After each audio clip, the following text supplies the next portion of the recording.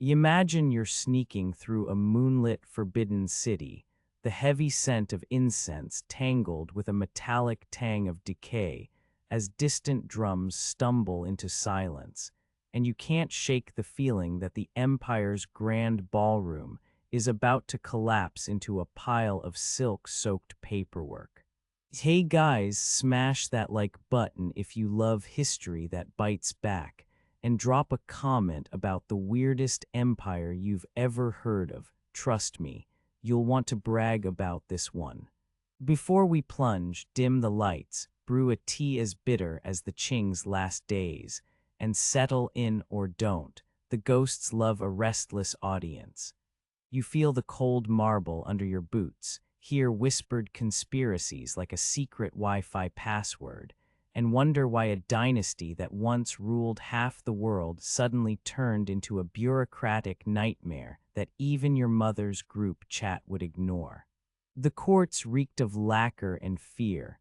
Officials shuffled papers like nervous toddlers with crayons, and the whole saga unfolded like a massive Netflix binge that ran out of seasons without a recap.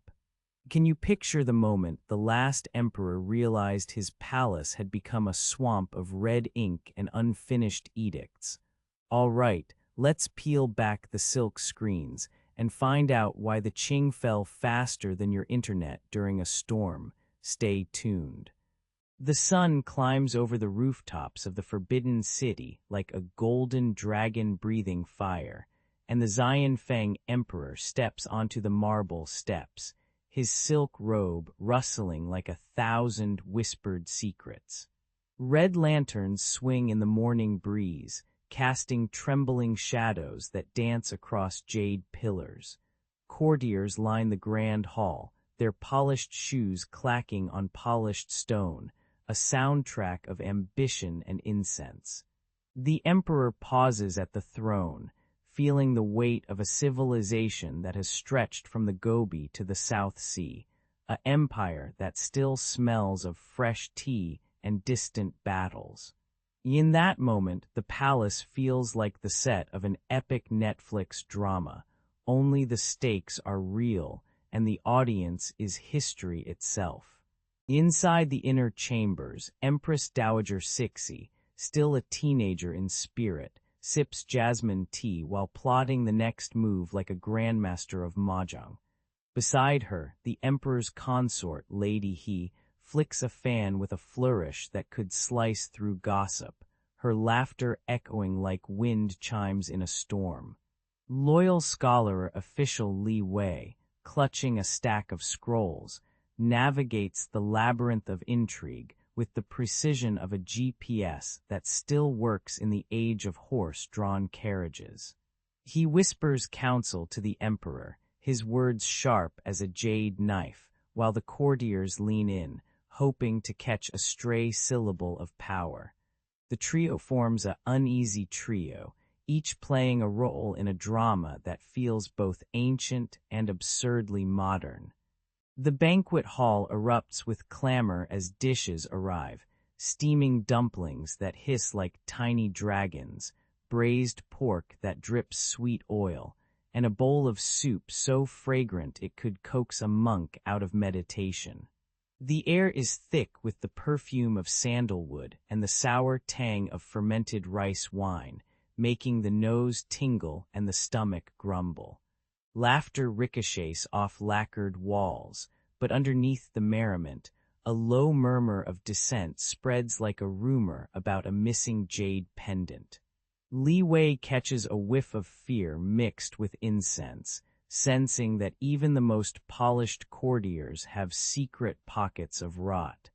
As the emperor raises his goblet, the clink of crystal feels like a tiny gong, announcing both triumph and the ticking clock of destiny. Outside, the city hums with the promise of a prosperous empire. Silk traders hawk their wares, children chase firecrackers that pop like startled koi, and the distant hum of river barges carries hopes of wealth. The emperor dreams of extending his reach to the farthest corners of the world, envisioning caravans laden with porcelain that could outshine any Hollywood blockbuster set. Yet in the shadows of the palace garden, a stray rat scurries through fallen lotus petals, reminding everyone that even grandeur has its gritty underbelly. Li Wei writes poetry about the empire's bright future, his ink staining the page like a comet streaking across night skies. The court, buoyed by optimism, seems to believe that nothing can dim the dragon's dawn. But beneath the glittering veneer, cracks begin to whisper, taxes rise like stubborn weeds, and rumors of foreign ships with iron hulls creep into tea houses like unwelcome guests. The emperor's laughter grows a shade hoarse, the consort's fan flutters with a nervous tremor, and Li Wei feels his ink dry faster than his hopes.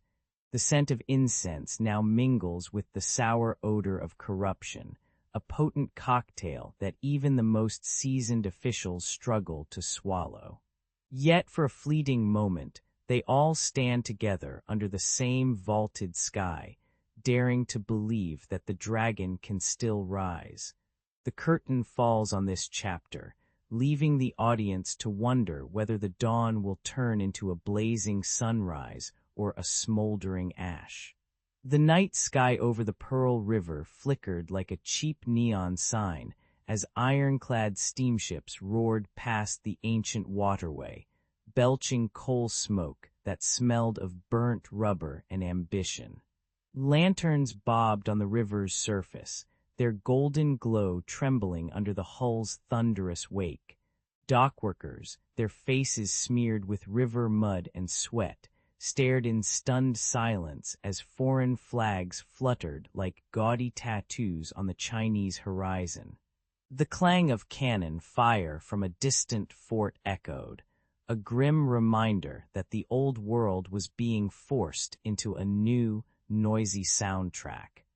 By dawn, diplomats in silk and top hats hammered out treaties that sliced the empire like a sushi chef's knife, carving out concessions that smelled faintly of opium and cheap tea.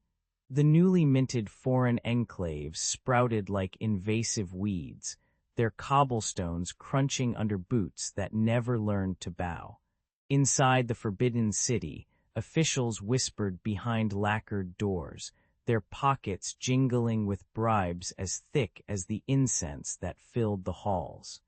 Corruption seeped through the bureaucracy like a slow leak, turning pristine scrolls into soggy receipts for favors, and the scent of rot mingled with the ever-present perfume of chrysanthemum tea.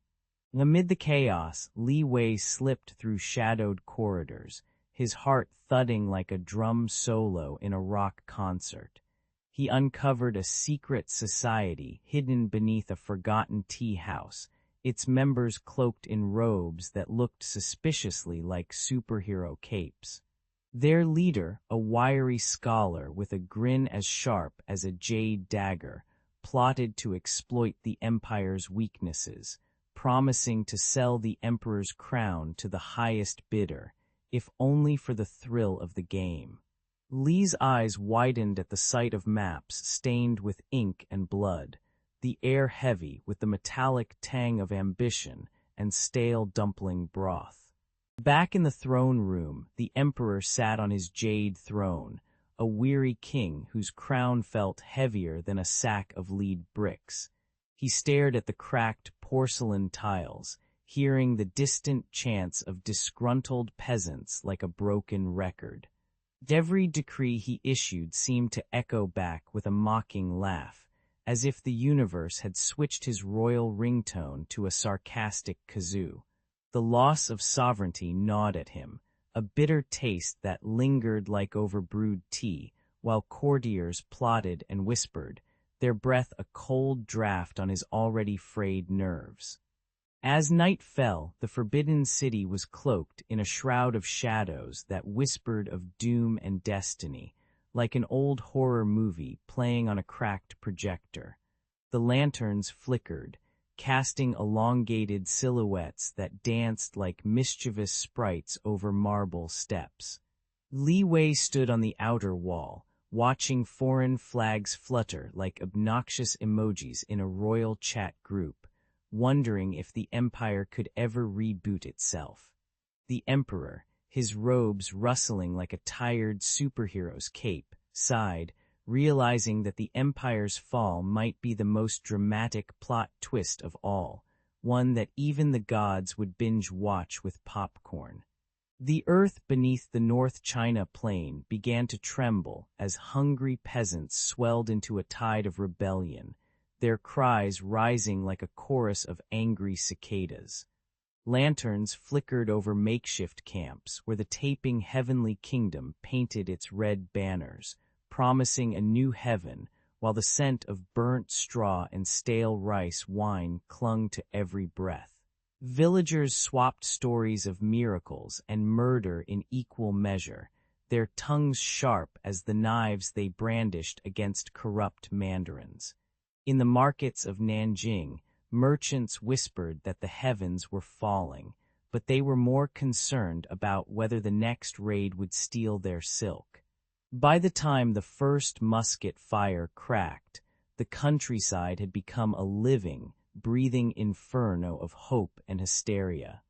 Li Wei, once a quiet clerk in a dusty tax office, found himself thrust onto a wooden horse that creaked like an old piano. Reluctant commander, more like a hamster on a treadmill sprinting forward while the world spun faster than a dragon's tail. He stared at the ragtag militia, farmers with pitchforks, monks wielding prayer beads as weapons, and felt the weight of a jade seal that never fit his palm. The night before the first battle, he dreamed of his mother's steaming dumplings, only to wake to the stench of gunpowder and sweat. Yet, despite his dread, a spark of fierce pride ignited in his chest, as if he'd been handed a role in a blockbuster epic he never auditioned for. When the foreign legions marched into Beijing, their boots thudded like the drums of a rock concert, and the city's ancient walls shivered under the metallic glare of cannons. Soldiers in crisp red coats and towering hats looked like misplaced Disney villains, their rifles spitting fire that turned courtyards into smoky kitchens. Li Wei watched his traditional cavalry try to outmaneuver steam-powered iron horses, a clash so absurd it could have been a meme. When you bring a bamboo sword to a gunfight, the scent of coal smoke mingled with incense, creating a nauseating perfume that made even the most stoic monks gag.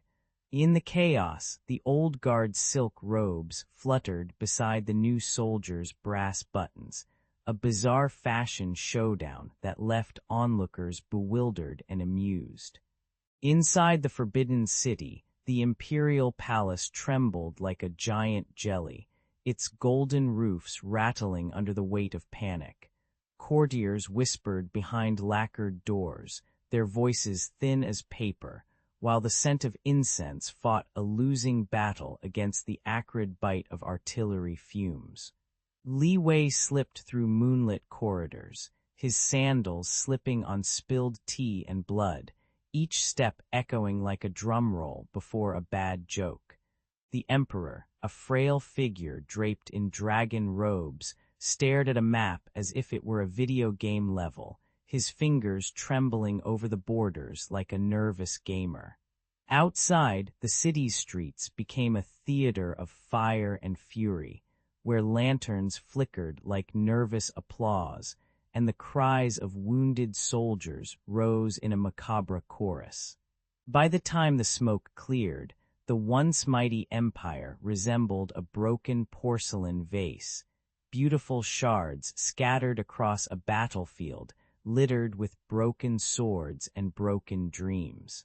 Li Wei, now covered in grime and ash, laughed a hollow laugh that sounded like a broken record, realizing he'd survived more drama than a season of reality TV. The peasants who had once shouted for heaven now muttered about rent and taxes, their revolutionary fervor dulled by the bitter taste of defeat. Yet in the ruined gardens, a lone chrysanthemum pushed through cracked stone, a stubborn reminder that even in ruin, life refuses to quit. And so the flaming rebellion burned out, leaving behind stories that would flicker in taverns for generations, like the glow of a campfire after the party's gone. The night of October 10, 1911, crackled with the kind of electric tension you'd expect from a blockbuster finale, except the fireworks were cannon fire, and the soundtrack was a chorus of angry peasants shouting in Mandarin. Lanterns flickered over the streets of Wuchang like nervous fireflies, while the stench of gunpowder mingled with the sweet aroma of roasted peanuts from street vendors who hadn't yet realized their business was about to go down the drain. Young soldiers in ragged uniforms marched like a badly choreographed flash mob, their boots slapping the cobblestones in a rhythm that sounded oddly like a marching band gone rogue. In the shadows, secret societies passed handwritten manifestos that promised a republic, each page smelling of ink and desperation. By dawn, the city's walls were splattered with the red of rebellion, and the old Qing banners sagged like wilted party streamers. Enter Sun Yat-sen, the charismatic political DJ who spun the revolutionary mixtape that got the whole nation dancing. He preached a republic with the gusto of a Hollywood superhero, delivering a monologue, promising liberty, equality, and a government that didn't require you to bow to a dragon-shaped throne. Crowds gathered around his speeches, inhaling the scent of incense and fresh tea, while the echo of his voice bounced off the courtyard walls like a karaoke rendition of We Will Rock You. Sun's vision was as bright as a neon sign in Shanghai's night market, promising schools, railways, and a future where you could vote without fearing a beheading. Yet behind his hopeful grin, a storm of doubts brewed. Could a nation of 400 million really be convinced to ditch centuries of imperial etiquette for a democratic dress code? High above the chaos, the young Emperor Puyi sat alone on the dragon throne, a seat that felt more like a gilded prison than a symbol of power. The forbidden city's marble floors were cold under his feet, and the air was thick with the lingering perfume of sandalwood incense, a scent that now seemed as stale as old gossip. Courtiers whispered like moths in a dim lantern-lit hallway, their breath fogging the jade screens as they delivered news that sounded like a bad joke. The empire was crumbling faster than a dumpling in hot broth. Puyi stared at the lacquered dragon's eyes, feeling the weight of 1,000 ancestors pressing down on his shoulders, while outside, the city roared like a dragon with a bad toothache. In that moment, the throne seemed less a seat of authority and more a prop in a tragic play that had lost its audience. Meanwhile, Li Wei, a mid-rank official with a mustache that could have starred in a 1930s gangster film, found himself at a crossroads that felt like choosing between a bland bowl of rice and a mysterious, spicy hot pot. He paced the palace corridors, the echo of his shoes a metronome for his racing thoughts, while the scent of boiled bamboo shoots from the kitchen wafted in, reminding him of simpler, less political meals. Loyalty to the Qing whispered in his ear like an overprotective mother, urging him to protect the dynasty's fading glory, while the promise of a new China shouted like a rock concert, promising progress, education, and maybe even a decent bathroom. He imagined himself holding a pen instead of a sword, signing decrees that could ban the worst street food and build railways, an oddly specific but hopeful vision. The choice gnawed at him like a stubborn piece of pork belly stuck in his teeth, and he knew whatever he decided would echo through history like a gong struck too hard. When the imperial edict finally arrived, it read like a breakup text. "It's not you, it's the system. I'm stepping down." The palace gates swung open with a sigh that sounded suspiciously like relief, and the once opulent throne room filled with the clatter of discarded ceremonial robes and the faint, lingering smell of burnt incense. Li Wei watched the emperor's jade seal slip into a plain wooden box, feeling the absurdity of centuries of pomp reduced to a souvenir for a museum. Think Game of Thrones meets The Office.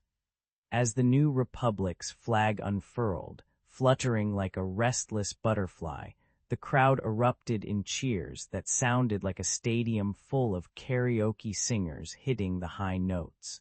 The fall of the imperial throne was over, but the story of China's rebirth was just beginning, and somewhere in the mix, a humble official wondered if he'd finally get a decent bathroom at work. The dust settled over the Forbidden City like a lazy blanket, and the once imperial throne room now echoed with the clack of camera shutters instead of marching boots. In a modest courtyard beyond the palace walls, the former emperor, once draped in dragon-embroidered robes, now shuffles in a threadbare coat, his regal aura reduced to a tired sigh. He spends his mornings sipping bitter tea that smells of burnt tea leaves and old paper, listening to the distant hum of traffic that sounds like a modern dragon's roar. Occasionally, a stray pigeon lands on his shoulder, pecking at crumbs like a tiny, judgmental courtier. The irony is palpable. A man who once commanded continents now negotiates parking spaces. Exile has turned the emperor into a reluctant tourist of his own past, guiding bewildered visitors through the marble corridors while muttering anecdotes that sound like ancient memes.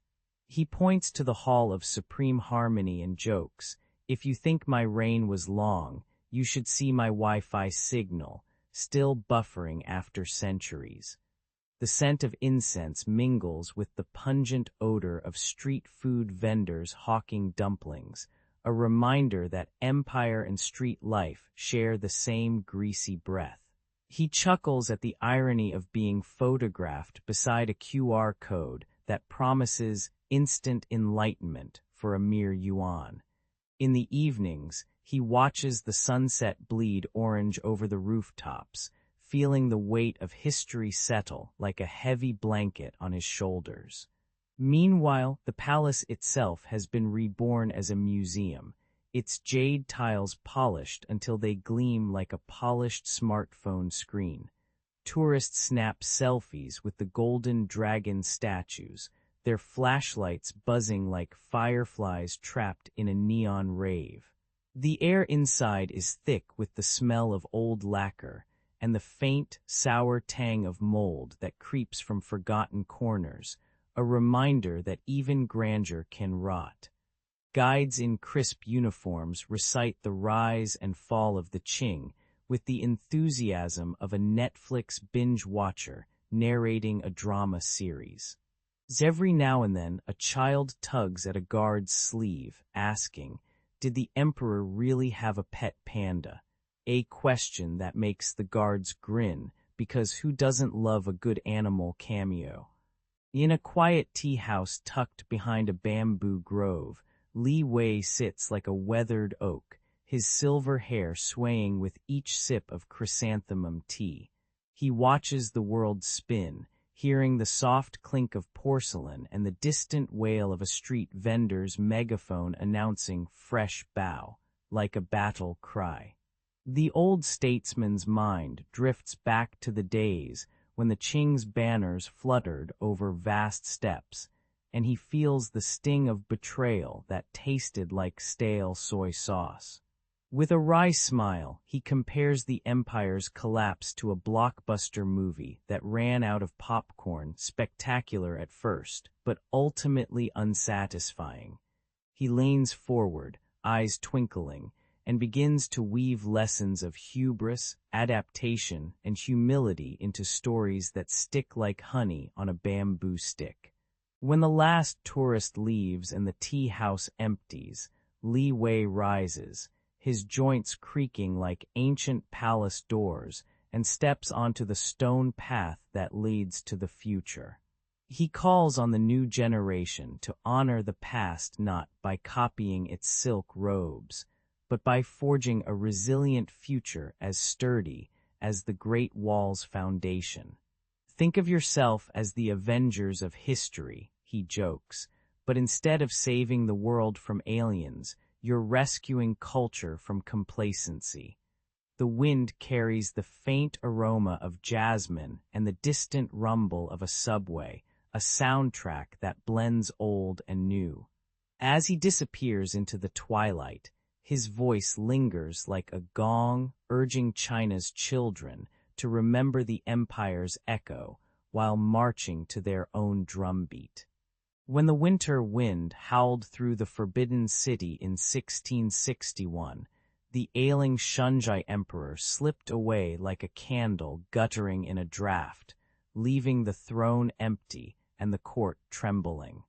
In the flickering torchlight, ministers gathered around a lacquered jade tablet, and with a sigh that sounded like a tired dragon, proclaimed the 8-year-old Prince Xuanai as the new emperor. The boy, barely taller than a palace guard's boot, stared at the golden throne as if it were a giant, uncomfortable throne like hamster wheel. Servants whispered that the empire had just handed its reins to a child who still believed the moon was a cheese wheel. The whole scene felt like a high-stakes game of musical chairs, except the music was the distant clatter of swords, and the chairs were made of silk and intrigue. Enter Abe, a man whose ambition was as sharp as the saber he polished daily, and whose smile could curdle soy sauce.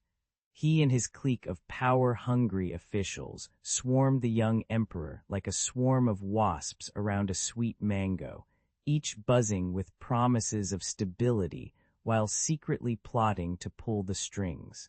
In the council hall, Abe's voice boomed louder than the incense burners, and his laughter echoed off the painted beams like a mischievous goblin. The courtiers watched the spectacle, half amused, half terrified, as if they were watching a reality TV showdown set in ancient China. Yet beneath the theatrical drama, the scent of damp parchment and spilled tea hinted at a darker, more ruthless undercurrent. Despite the political circus, the palace turned into a school for the young prince, who was thrust into a curriculum that smelled of ink, pine, and the occasional whiff of roasted duck from the kitchen. Confucian classics were read aloud by a stern tutor, whose voice cracked like an old wooden floorboard, while martial instructors hammered bamboo staffs against the courtyard stone, sending sparks flying like fireworks on New Year's Eve.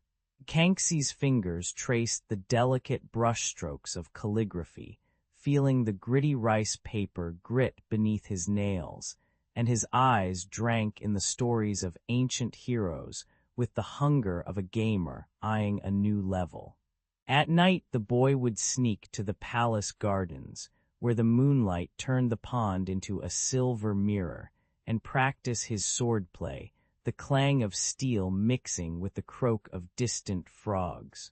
Each lesson stitched together a tapestry of wisdom, courage, and a growing sense that he was not just a pawn, but a future king in the making. The young emperor's eyes, wide and curious, began to notice the subtle dance of power that swirled around him like incense smoke in a wind tunnel. He heard the rustle of silk robes as conspirators whispered behind lacquered doors, felt the cold draft of betrayal slipping under palace doors, and tasted the metallic tang of fear on his tongue when Abai's men entered the throne room with the swagger of rock star roadies. Yet instead of shrinking, Kangxi's heart thumped like a war drum, each beat a reminder that he could shape his destiny. He started asking questions that cut deeper than a chef's cleaver, and his tutors, bewildered, found themselves answering riddles that sounded more like riddles from a modern sitcom. The palace, with its endless corridors and echoing footfalls, became his training ground, and the young prince began to forge a resolve as hard as the jade that adorned his throne. By the time the first spring blossoms painted the imperial gardens pink, the boy who had been crowned in a whirlwind of grief was already plotting his own comeback, like a superhero discovering his powers after a freak accident. He imagined himself as a chess master, moving pieces across a board made of silk banners, while Abai's faction played checkers, oblivious to the deeper game. The scent of blooming plum trees mixed with the lingering aroma of incense, symbolizing a fresh start amid lingering old grudges. With a mischievous grin that hinted at future triumphs, Kangxi whispered to the wind, "Let them think I'm just a kid. They'll soon learn I'm the emperor who can juggle swords and scrolls alike." The stage was set, the audience hushed, and the young prince's rise from a precarious regency to a reign of prosperity was about to begin. The Forbidden City hummed like a restless beehive as the teenage Kangxi slipped through its marble corridors, his mind sharper than a freshly forged sword. He watched the regents, stiff, pompous men in silk robes, play chess with the empire's future, their moves as predictable as a reality TV plot twist. With a grin that hinted at mischief, Kangxi began feeding them contradictory edicts, watching their faces contort like a cat caught in a laser pointer beam.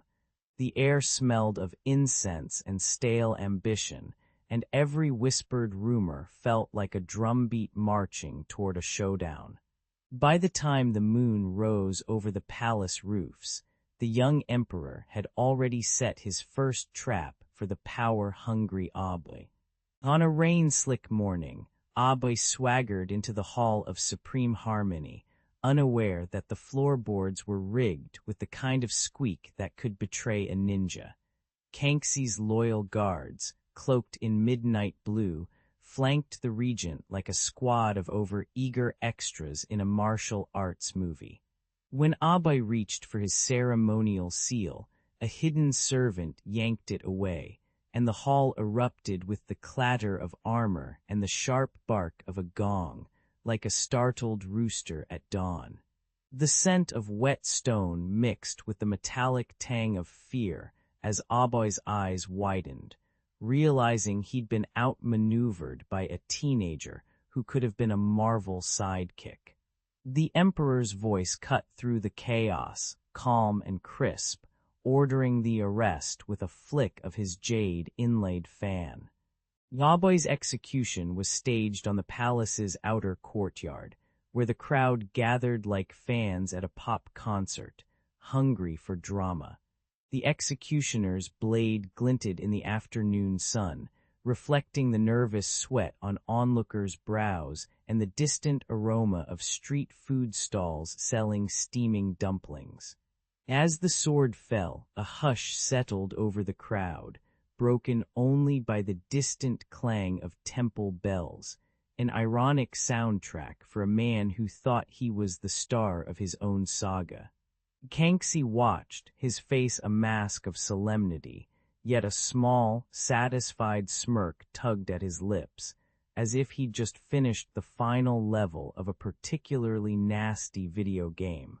The dead regent's body hit the ground with a thud that seemed to echo the collapse of an old, rotten dynasty. With Abai's shadow finally dispersed, Kangxi turned his attention to building a new power structure, appointing scholars who loved books more than gossip. Think of them as the original think tank geeks. He gathered these bright minds in a modest chamber, later known as the Grand Council, where ink-stained fingers drafted edicts faster than a Twitter feed on a breaking news day. The scent of fresh rice paper and burning incense filled the room, mingling with the faint whiff of tea leaves, comforting aromas for men who would now steer the empire's destiny. Kangxi's voice resonated through the council, firm yet encouraging, like a coach rallying his team before the championship. By the end of the week, the imperial bureaucracy felt tighter than a drum, each beat echoing the emperor's newfound authority. The final act of consolidation took Kangxi south, where provinces still whispered rebellion like a gossip chain at a family reunion. He rode through humid, rice-scented fields on a horse that kicked up mud, the heat pressing against his skin like a relentless spotlight. Upon arrival, he met local officials in bustling markets, the clamor of merchants, and the sizzle of street food creating a chaotic symphony that he turned into a chorus of obedience. With a few decisive proclamations, he reasserted imperial tax codes and military oversight, the paperwork smelling of ink and ambition. As the sun set over the distant mountains, the emperor stood on a hilltop, feeling the cool breeze carry the promise of a unified, prosperous Qing, proof that even a teenage ruler could rewrite history with a clever plan and a dash of daring. When the dust of the early rain finally settled, Kangxi stood on the marble steps of the Forbidden City like a director about to cue the next epic scene. The court hummed with the scent of incense and fresh ink, while messengers arrived bearing maps that looked more like treasure hunts than bureaucratic paperwork. With internal rebels silenced, the young emperor rolled up his sleeves, eyeing the horizon as if it were a giant game board waiting for his next move. He summoned his generals, handed them swords polished to a mirror shine, and whispered, "Let's turn this empire into a blockbuster." The crowd outside the palace gates cheered, their voices rising like a chorus in a karaoke bar, oblivious to the storm brewing beyond the Great Wall. First on the agenda was the Three Feudatories' Rebellion, a three-way civil war that smelled of burnt rice and desperation. Rebel banners fluttered like angry laundry on the wind, and the sound of war drums thumped louder than a heavy metal concert in the night. Kangxi's troops marched through muddy fields, their boots squelching in a chorus of sludge that could make even a seasoned soldier wince. When the final showdown erupted near the Yangtze, cannon smoke painted the sky a sickly orange, and the rebels fell like dominoes knocked over by a clumsy toddler. By the time the last cannon boomed, the emperor had turned a potential disaster into a fireworks display worthy of a modern superhero finale. With the mainland pacified, Kangxi set his sights on the island of Taiwan, a place that smelled of salt, seaweed, and the promise of fresh rice paddies. He assembled a fleet that glittered like a school of silver fish, each ship creaking under the weight of cannons and the nervous laughter of sailors who imagined they were starring in a pirate movie. The sea spray slapped their faces, the gulls shrieked overhead, and the hulls groaned as they cut through waves that smelled like wet stone and algae. Landing parties stormed the beaches, their boots sinking into sand that squelched like a giant, soggy biscuit, while native warriors shouted in a chorus that sounded like a rock concert gone wild. By sunset, the Qing flag fluttered over the harbor, and the island's night markets buzzed with the sizzling sound of stir-fry, a tasty reminder that conquest could also be deliciously profitable. Next came the Dzungar Khanate, a nomadic force that roamed the steppes with the swagger of a biker gang on endless highways of grass. The air up there was thin, smelling of horse sweat and wildflowers, and the distant thunder of hooves sounded like a bass line in a dubstep track. Kangxi's cavalry, polished like chrome, clanged against the Dzungar's shaggy mounts in a clash that sent clouds of dust spiraling like confetti at a chaotic parade. The battle raged under a sky that shifted from blazing blue to bruised purple, and the scent of gunpowder mingled with the earthy aroma of trampled steppe grass. When the Dzungar banners finally drooped, the emperor's soldiers cheered, their voices echoing across the plains like a victory anthem from a stadium. By the end of these campaigns, the Qing Empire stretched farther than any map could comfortably contain, its borders humming with the chatter of countless languages and the clatter of market stalls. Kangxi stood atop the Great Wall, feeling the wind tug at his robe like an impatient child demanding attention, and he smiled at the absurdity of having turned a sprawling continent into his personal chessboard. The scent of incense from Beijing mingled with distant aromas of pine forests, desert sand, and tropical fruits, a fragrant reminder of the empire's newfound diversity. Historians later joked that Kangxi was the original world builder before video games made it cool, and his strategic brilliance earned him a reputation as the ultimate multitasker, part general, part diplomat, part reality TV star. As the sun set over a horizon that now wrapped around the empire like a golden ribbon, the people whispered that prosperity had never tasted so sweet, even if it sometimes smelled like gunpowder and sea brine. When the dragon throne settled under Kangxi, the empire felt like a massive garden suddenly watered after a drought. He tore up the old tax rolls like a toddler shredding paper, replacing them with a system that let peasants keep a slice of their harvest instead of handing the whole pie to bureaucrats. Markets in Beijing buzzed with the clink of copper coins and the spicy aroma of street food stalls, while officials whispered that the new levies were as gentle as a silk scarf. Even the imperial guards, usually as stiff as a lacquered horse, cracked jokes about the emperor's budget makeover in the courtyard. The people, clutching their newly saved grain, began to hum a tune that sounded suspiciously like a modern pop chorus about making it rain. With coffers swelling, Kangxi turned his attention to the arts, commissioning painters to splash dragons across palace walls in colors brighter than fireworks. He gathered calligraphers, musicians, and jade carvers in a grand banquet, where the scent of incense mingled with the smoky tang of roasted duck. The crowning jewel of his cultural spree was the Kangxi Dictionary, a massive tome that catalogued every character like a giant cheat sheet for the empire's language. Scholars marveled at the dictionary's pages, comparing its heft to a stack of modern smartphones that could never run out of battery. The emperor himself leafed through the volumes with the curiosity of a kid opening a new video game, muttering about unlocking hidden levels of wisdom.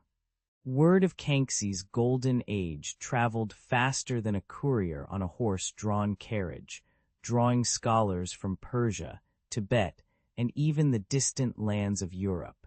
In the grand hall of the Forbidden City, debates crackled like fireworks as a Persian astronomer argued with a Jesuit missionary over the shape of the heavens.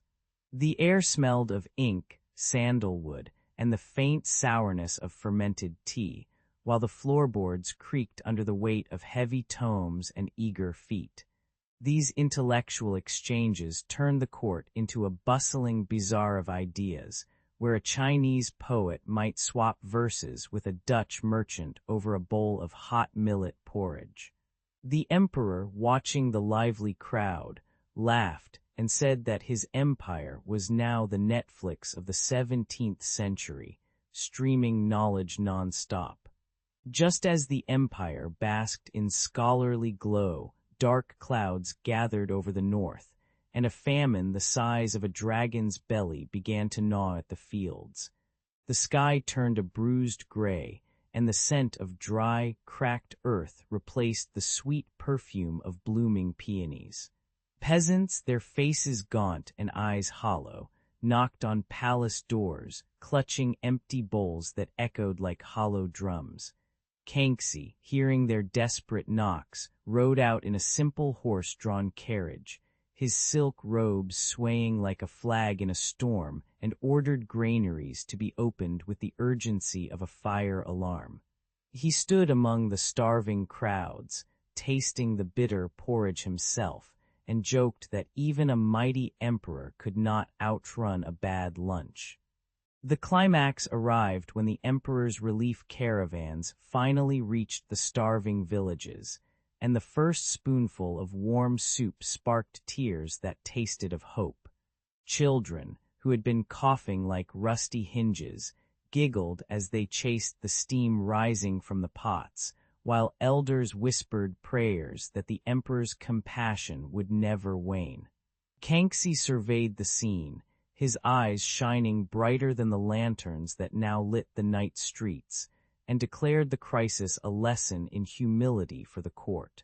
The famine receded like a tide pulled back by a moonlit spell, and the empire emerged sturdier, its people bound together by shared hardship and the emperor's steady hand.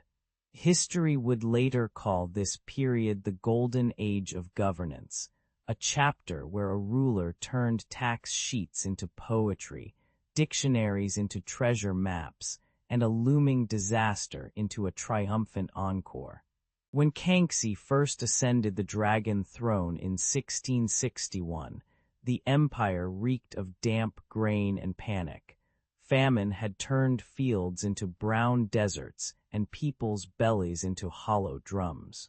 He rode through the cracked streets of Beijing on a horse that squeaked louder than a squeaky toy, listening to the cries of starving mothers. Instead of hiding behind silk curtains, he ordered the granaries opened, the grain spilling like golden sand onto market squares. The scent of fresh rice cooking over open fires rose again, and a tentative smile cracked the faces of peasants who had not tasted hope in years. In that moment, the young emperor proved he could turn a crisis into a banquet. But peace never comes without a price tag, and Kangxi soon found himself squaring off against the three feudatories, a band of rebellious warlords who thought the throne was a fancy heirloom. He marched his troops across misty mountains, the clatter of armor echoing like a rock concert in the valleys. With a mix of iron resolve and clever diplomacy, think Jedi mind tricks meets ancient Chinese bureaucracy, he dismantled the rebellion piece by piece. The defeated generals were either exiled to remote outposts or forced to write poetry about loyalty, a punishment that smelled of ink and humiliation.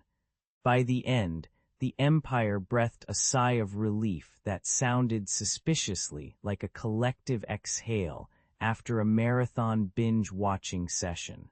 With the rebels silenced, Kangxi turned his attention to the arts, inviting poets, painters, and calligraphers to his court like guests at a lavish banquet.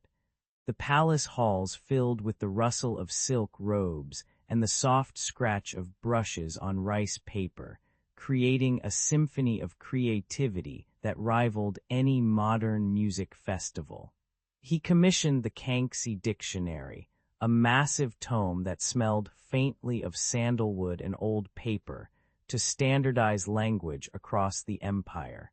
Street vendors began selling tea infused with chrysanthemum, its fragrant steam mingling with the scent of incense wafting from newly built temples. The cultural renaissance sparked a glow that lit up towns from the north to the south, proving that even an emperor can be a hype man for the humanities. The fruits of his labor ripened into an era of unprecedented stability. Tax collectors marched in orderly rows, their ledgers humming like well-tuned harpsichords. Trade caravans crossed the Silk Road with wagons overflowing with silk, porcelain, and the occasional exotic snack that made the locals' noses twitch in delight. Farmers reported bountiful harvests, the fields swaying like emerald oceans under a gentle breeze that carried the faint aroma of jasmine. Cities thrummed with the clatter of market stalls, the chatter of merchants, and the occasional stray dog barking at a passing official's elaborate hat. In short, the empire ran smoother than a freshly oiled gear in a clockwork dragon. Centuries later, the legend of Kangxi endures like a viral meme, wise, benevolent, and somehow always in control, even when the empire's bureaucracy resembled a tangled ball of yarn. Folk songs still whisper about his midnight strolls through the Forbidden City, where he supposedly chatted with the palace cats about statecraft, a tale that smells of catnip and intrigue. Modern historians chuckle at the mythic image, noting that every ruler wants to be remembered as a superhero, but Kangxi's cape was made of silk, and his superpower was relentless pragmatism. Yet the people still light incense for the wise emperor on moonlit nights, inhaling the sweet incense as if it could transport them back to those golden days. Whether fact or fable, Kangxi's legacy remains a beacon, shining brighter than a lantern festival on a clear autumn sky. The morning sun slants over the Pearl River, turning the water into molten gold that shimmers against the soot-black hulls of foreign junks. In the bustling wharf of Guangzhou, the clatter of wooden crates and the shouts of Cantonese barmaids blend with the creak of rope ladders as traders from Britain, America, and Portugal unload their cargo.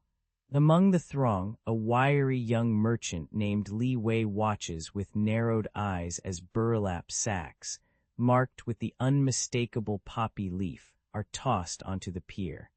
The scent of opium, sweet and sour like burnt sugar, rolls over the dock and curls into Li's nostrils, making his stomach flip like a dragon doing somersaults. He tightens his grip on a bamboo ledger, half wondering whether the prophet will buy him a new silk robe or a ticket to the afterlife.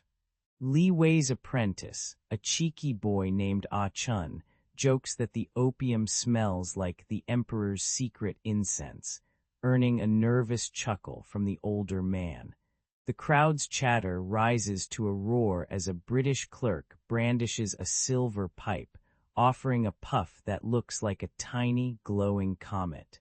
Li feels the weight of the jade token in his pocket, a reminder that his family's tea shop is drowning in debt and that the opium trade could be his lifeline. Yet every time a sailor inhales, a cold shiver crawls up Li's spine, as if the drug were a ghost whispering, "Buy me, or you'll be buried beneath my ash." He glances toward the city walls, where lanterns flicker like fireflies, and wonders if the empire's future is being smuggled in those same fragrant bundles. Farther inland, Imperial Commissioner Zhou Yangming sits in a lacquered study, the emperor's edict spread before him like a dragon's scroll.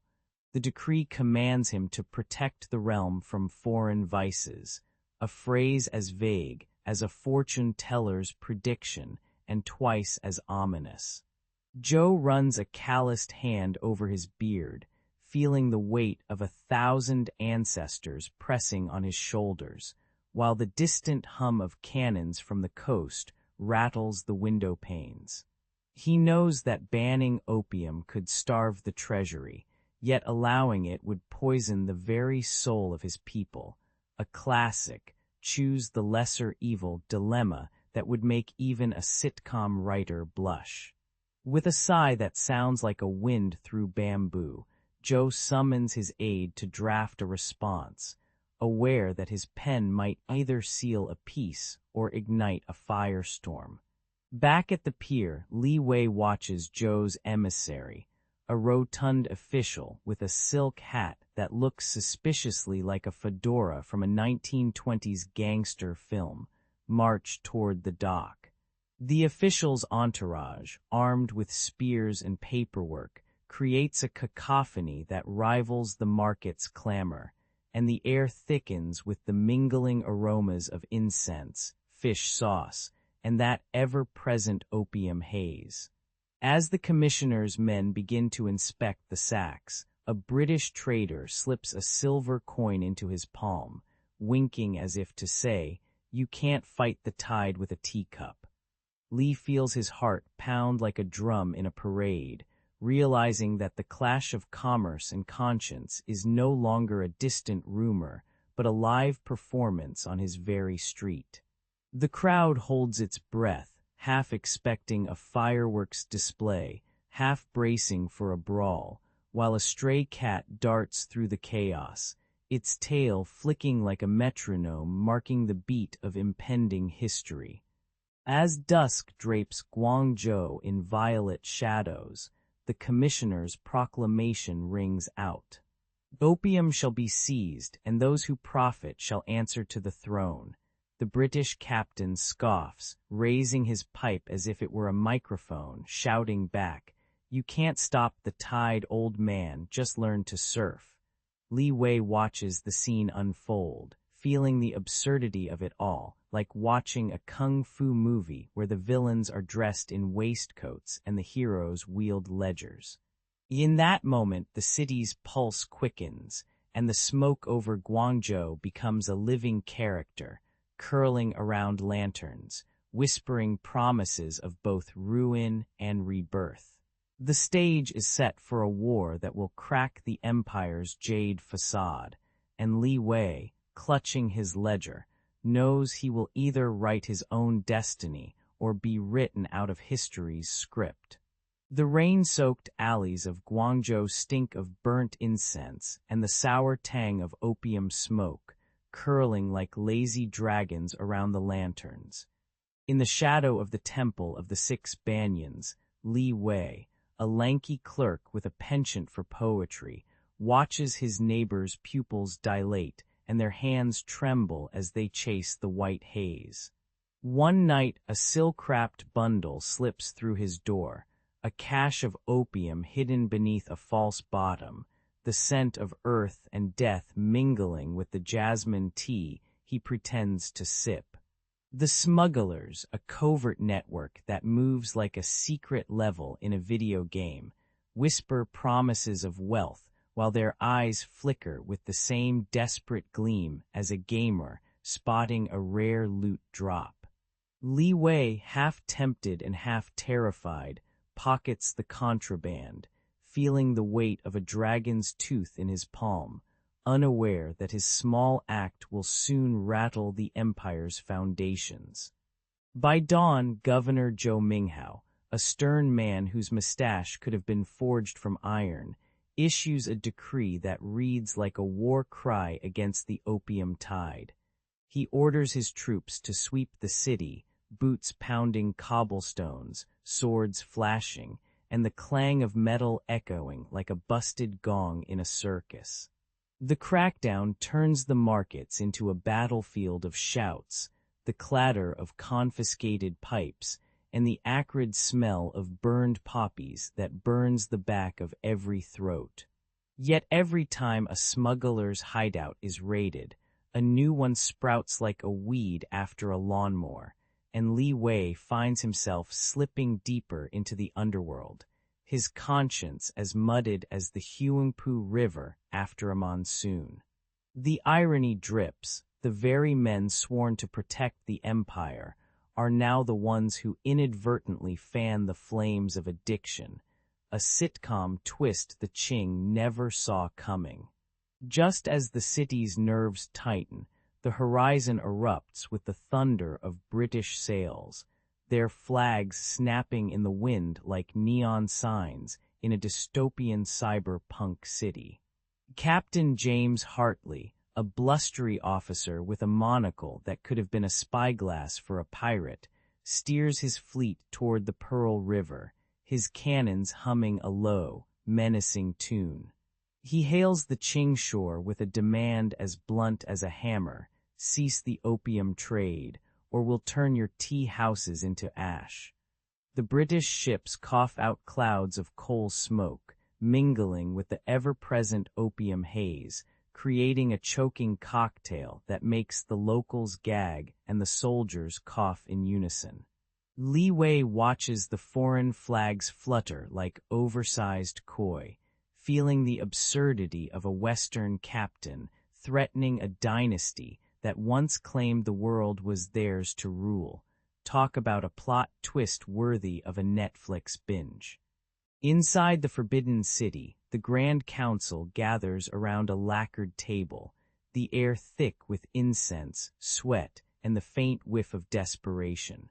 Scholars argue in hushed tones, some urging a bold stand, their words sharp as jade knives, while others whisper that bowing might spare the empire from a full-blown cannonball romance.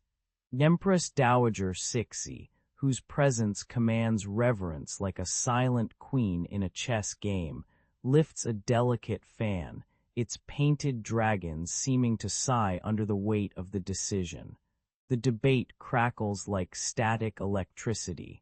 One minister likens the British to a video game boss that can't be defeated without a cheat code, while another jokes that the empire's best weapon might be a well-timed meme, though no one knows what a meme is. The room sways between pride and panic, each heartbeat echoing the distant boom of British cannons, as the Qing leadership teeters on the edge of a precipice that looks suspiciously like a cliffside in a fantasy epic. As night drapes the city, Li Wei stands on the banks of the river, the water reflecting a sky littered with fireworks and the glint of British cannon fire, a surreal light show that would make even Disney blush. He pulls the opium bundle from his coat, feeling the gritty fibers like the teeth of a dragon that has gnawed at the empire's flesh for generations. The distant roar of the British fleet merges with the low chant of Chinese drums, creating a discordant symphony that feels like the soundtrack of an action movie trailer. In that moment, Li Wei realizes he is a pawn in a game where the pieces are nations, addiction, and ambition, and that the only way to survive might be to become the dragon himself, sharp, fierce, and impossible to ignore. The chapter ends with the scent of opium lingering like a bad aftertaste, a reminder that the dragon's teeth have been planted, and soon the whole kingdom will feel the bite. The morning sun glinted off the iron ribs of the British fleet as they rolled into the Pearl River like a metal leviathan. Cannons roared, spitting fire, that turned the ancient granite forts into ash clouds that smelled of gunpowder and burnt incense. From the hilltop, Li Wei watched the sky light up, his heart pounding louder than the drums of war. The Qing soldiers, once proud as dragons, scrambled like startled chickens, their spears clattering uselessly against steel. Even the river seemed to shudder, its waters turning a murky, oily brown as the empire's confidence cracked. When the smoke cleared, Li Wei trudged back to his village, only to find rooftops collapsed like broken teacups. The air was thick with the stench of charred wood, spilled rice, and the metallic tang of blood that clung to his nostrils. The children screamed from the ruins, their cries echoing like a broken guzheng string, while elders clutched empty bowls, eyes wide with disbelief. Li's own home, where his mother used to brew jasmine tea, was a blackened skeleton, its windows gaping like dead eyes. He knelt among the debris, feeling the heat of the fire still licking the stones, and swore that the river would no longer wash away his people's pain. Zhou, a mid-rank mandarin who had spent more time polishing his jade seal than his policies, stared at the smoldering map of the coast and felt his ego shrink to the size of a matchstick. He remembered the imperial edicts that called for peaceful trade, while the British were busy turning his ports into a fireworks show. Swallowing his pride, Zhou drafted a petition to the emperor, pleading for a diplomatic solution that wouldn't involve more cannon smoke. He whispered to his clerk, "If we can't outgun them, maybe we can out-talk them," like a karaoke night but with fewer off-key notes. And the clerk, eyes wide, nodded, fearing that the only thing louder than the cannons might be Zhou's sudden urge to sing the national anthem. Meanwhile, the imperial bureaucracy resembled a clogged drain, oozing corruption like a leaky teapot spilling tea onto the palace floor.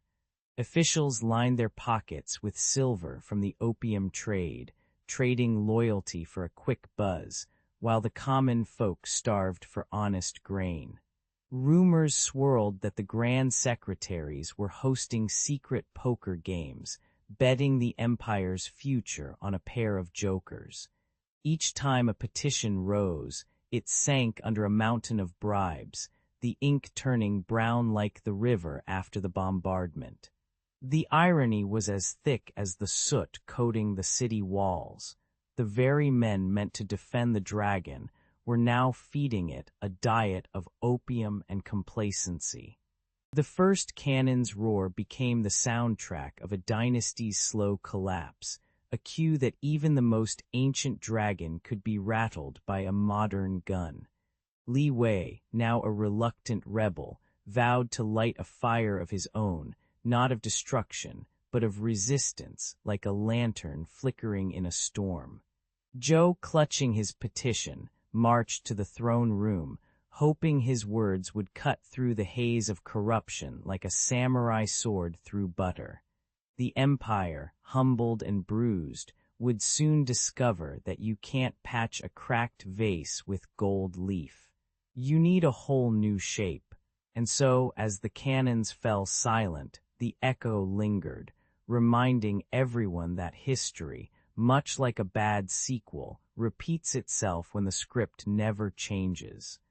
The sky over Guangzhou turned a sickly orange as cannon smoke curled like a dragon's sigh, choking the summer air with the acrid perfume of gunpowder and wet earth.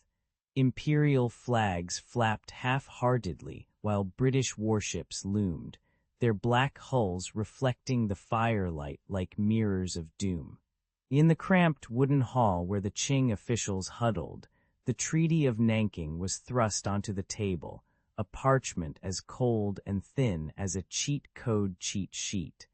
Li Wei, clutching his ink brush, felt the weight of a nation's pride being sliced off, port by port, like a sushi chef over enthusiastically carving a tuna roll. When the final seal was pressed, the ink bled into the wood, sealing Hong Kong's fate and the empire's first tearful surrender.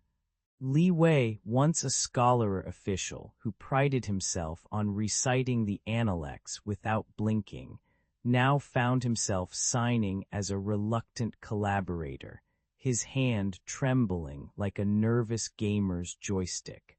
Each clause opened 5 treaty ports, cede Hong Kong to Britain, sounded like a bad plot twist in a historical drama, the kind where the hero gets forced to sell his soul for a bag of peanuts.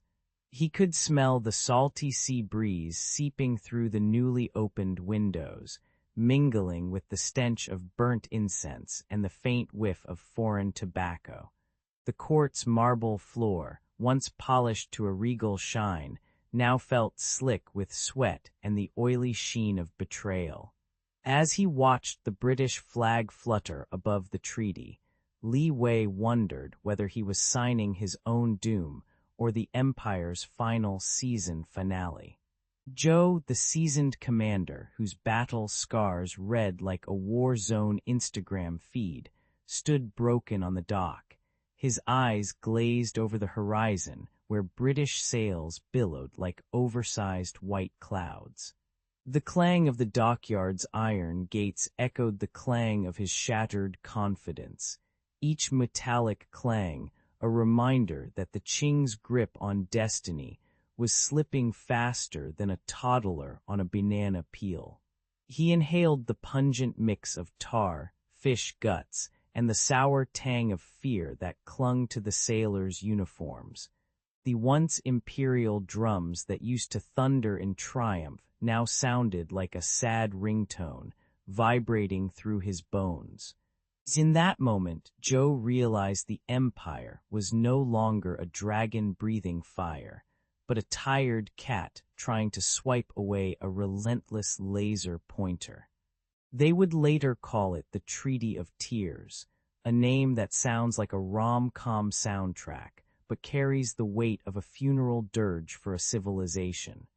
Imagine a reality TV showdown where the Qing Dynasty is the underdog contestant, and the British are the smug judges handing out golden knives, except the knives are clauses that cut off trade and sovereignty. The streets of Guangzhou filled with whispers, the scent of roasted duck mingling with the sour tang of foreign gin, as merchants argued whether to barter silk for opium or for a ticket to the after-party.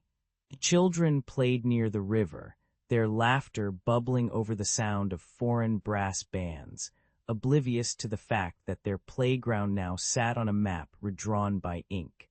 Even the moon that night seemed to weep, casting a silver sheen over the water that reflected both the Chinese lanterns and the British Union Jack, a surreal selfie of two worlds colliding.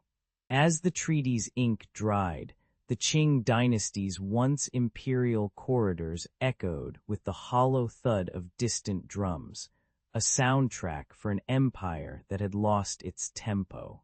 Li Wei retreated to his study, where the smell of old paper clashed with the new, sharp scent of foreign cigars, and he wondered if history would remember him as a traitor or a tragic hero, like a sidekick who accidentally pushes the button that launches the villain's plan.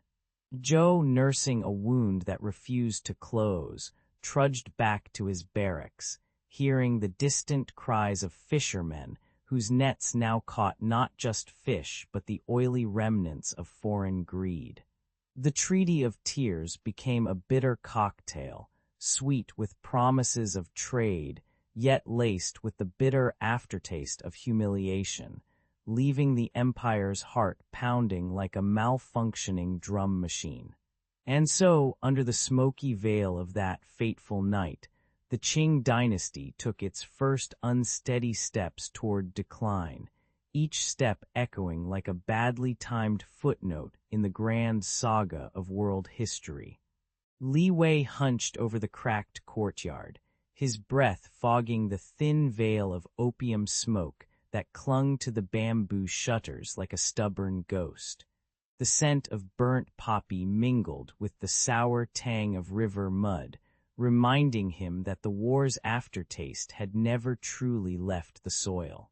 He shuffled to the ancient stone well, its water dark as spilled ink, and whispered to the ghosts of his youth, "We were the heroes of a story that turned into a tragic sitcom." The cicadas sang a lazy chorus, as if mocking the Empire's once proud drums. A distant cart rumbled by, its wheels grinding over the same cracked tiles that once bore imperial processions. When the British cannons roared in 1840, They didn't just shatter porcelain vases. They cracked the very confidence of the Qing bureaucracy, turning mandarins into nervous toddlers clutching their scrolls. Corruption seeped faster than the opium itself, as officials traded silk for silver like kids swapping Pokémon cards. Only the cards were lives. Li Wei recalled a minister's sigh that sounded like a deflated balloon, a sound that echoed through the palace corridors for weeks. The irony was as thick as the incense. A dynasty that once commanded the heavens now begged for a napkin to wipe away its own mess. Even the palace guards started practicing Tai Chi in the shadows, hoping the slow moves could slow the empire's inevitable tumble. Zhou's great-grandchildren gathered around a cracked wooden table, their faces illuminated by flickering lanterns that sputtered like reluctant fireflies. They mourned not just a dynasty, but the loss of respect, each tear tasting of salty sea water that had once carried foreign ships into their ports. The air was heavy with the perfume of sandalwood and the acrid bite of burnt incense, a fragrant reminder that rituals still persisted even as power evaporated. An old lute player strummed a mournful tune, its notes wobbling like a Wi-Fi signal in a mountain village, unstable and barely audible. Their lament rose into the night, a chorus of what-ifs that drifted over the city's crumbling walls. Decades later, the opium trade still slithered through alleys, its black veins staining the market stalls like spilled coffee on a white shirt. Vendors hawked the drug with the same grin a modern influencer uses to sell detox teas, promising escape while delivering a slow, greasy descent. And children chased the scent of poppy blossoms, their laughter cutting through the haze like a cheap pop song that gets stuck in your head. The river, once a glittering ribbon of jade, now smelled of oil and regret, its surface rippling with the reflections of rusted warships. Even the pigeons seemed to wear tiny bandages, as if the city's very birds had caught the after effects of a centuries-old hangover. Li Wei's frail voice rose one final time, declaring that the Opium Wars were the spark that lit the tinder of Qing's decay, a plot twist even the most seasoned drama writer would envy. He likened the empire's fall to a house of cards built on a table slick with oil one gust, and everything cascades in a spectacular, messy tumble. The echoes of that collapse still reverberate in the cracked tiles, the sour wind, and the lingering smell of burnt poppy, reminding every passerby that history's punchlines are often written in ash. As the sun set, casting a blood-orange glow over the city, the shadows seemed to whisper, "Game over, Qing," like a retro arcade screen flashing its final score. And somewhere beyond the horizon, a new chapter waited, ready to pick up the pieces of a dynasty that could no longer command respect. In the scorching summer of 1760, the teenage Prince Yangzheng slipped through the massive Meridian Gate like a nervous gamer entering a boss arena. The red walls glowed under the sun, and the air tasted of incense, sweat, and the faint tang of boiled pork dumplings from the palace kitchens. Guards in lacquered armor snapped at his heels, their boots clacking like a marching band on a cobblestone runway. Yangzheng's heart hammered, but his eyes glittered with the same fierce curiosity that drives a cat to chase a laser pointer. He could already feel the weight of centuries pressing down on his shoulders, as if the very stones were whispering, "Welcome to the drama, kid." His first audience was the Empress Dowager, a regal figure perched on a throne that seemed carved from midnight jade. She stared at him with eyes as sharp as a jade dragon's claw, her perfume a blend of sandalwood and old paper that made the palace corridors smell like a library after a rainstorm. "You are the future," she said, her voice smooth as silk but edged with the iron of a seasoned general, "and you will learn to bend the wind, not just ride it." Yang Zheng bowed so low his forehead brushed the polished floor, feeling the cool lacquer against his cheek like a secret handshake from the past. The Empress smiled, a thin crescent that hinted at both approval and the warning that in the Forbidden City, love is a luxury you can rarely afford. Next, the chief eunuch, an octogenarian named Master Li, approached, his beard a tangled forest of white that smelled faintly of fermented tea and old socks. He clapped a heavy jade tablet onto the prince's palm, the clang echoing like a gong announcing a new level in a video game. "Remember, young lord, the palace runs on whispers and waste," he croaked, gesturing to the bustling kitchens where cooks wrestled with vats of oily broth that hissed like a dragon's breath. Yang Zheng watched as a servant slipped a steaming dumpling onto a silver tray, the steam spiraling up like ghostly fireworks. Master Li winked, adding, "And never underestimate the power of a well-timed footstool. It's the original power move in court politics."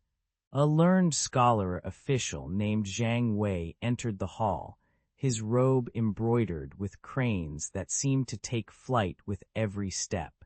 He carried a stack of scrolls that emitted the faint, papery scent of ancient libraries mixed with the musk of sandalwood incense burners.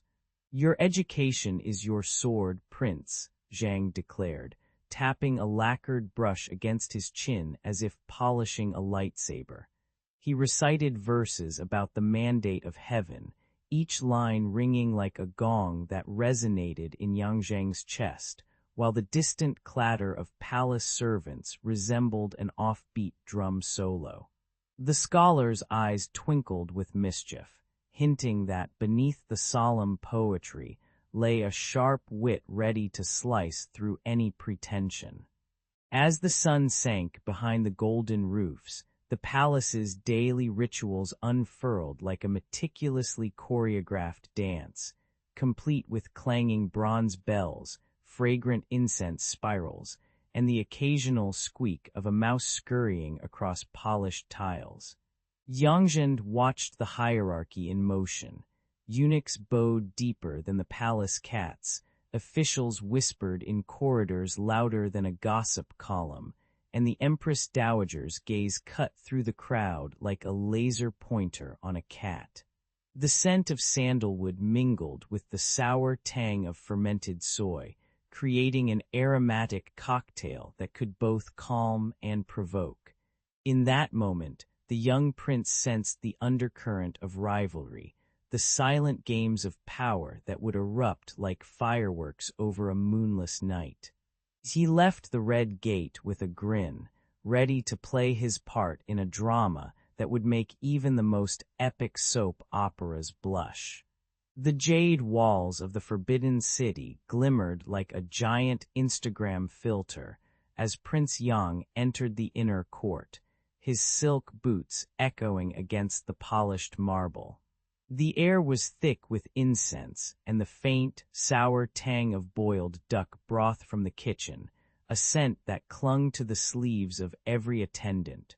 Courtiers whispered behind lacquered screens, their words fluttering like moths caught in a lantern's glow.